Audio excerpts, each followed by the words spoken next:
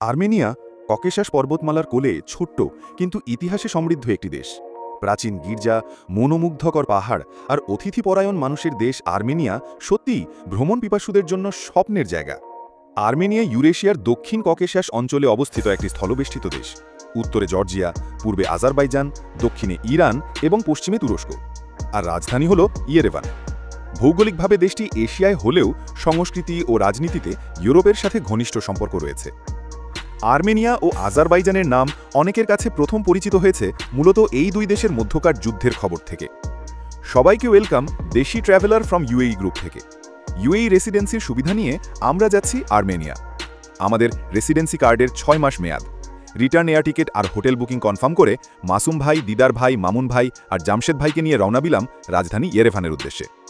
Air ticket air Arabia, Abu Dhabi থেকে Yerevan. Flight সকাল 9টায়।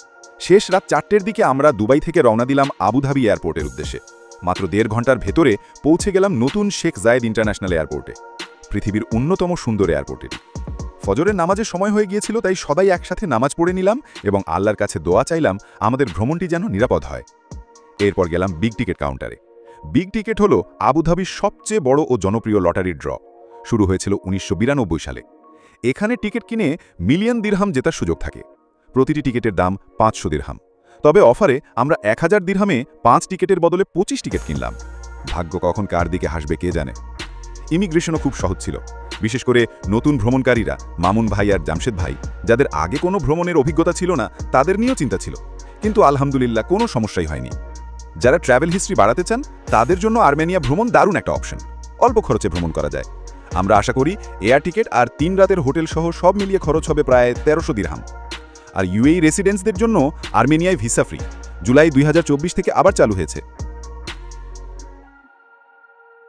প্রায় 3.5 ঘন্টার ফ্লাইট শেষে আমরা নেমে পড়লাম আর্মেনিয়ার জভার্টনটস ইন্টারন্যাশনাল এয়ারপোর্টে। এখানেও কোনো অসুবিধা হয়নি, শুধু পাসপোর্ট আর এমিরেটস আইডি চেক করেছে, বাড়তি প্রশ্ন করেনি। ওয়েলকাম টু আর্মেনিয়ার রাজধানী ইয়েরেভান। ইয়েরেভান শহর হল আর্মেনিয়ার প্রাণকেন্দ্র। এর ইতিহাস প্রায় 2800 বছরেরও বেশি পুরানো। বর্তমানে এখানে প্রায় 11 লাখ মানুষ বসবাস করে, আর পুরো আর্মেনিয়ার মোট জনসংখ্যা প্রায় 30 লাখ। শহরটি পরিষ্কার, সাজানো গোছানো এবং পাহাড় ঘেরা সুন্দর পরিবেশে অবস্থিত। এয়ারপোর্ট থেকে বের হতেই Booking.com-এর মাধ্যমে ফ্রি ট্যাক্সি ট্রান্সফার আমাদের জন্য অপেক্ষা করছিল। বড় একটি ট্যাক্সিতে আমরা 5 জন রওনা হলাম হোটেলের পথে।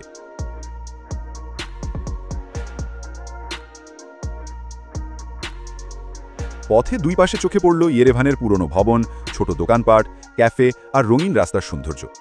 অনেক জায়গায় সোভিয়েত আমলের পুরনো স্থাপত্যের ছাপ এখনও রয়ে গেছে। 1920 থেকে 1991 সাল পর্যন্ত আর্মেনিয়া ছিল সোভিয়েত ইউনিয়নের অংশ।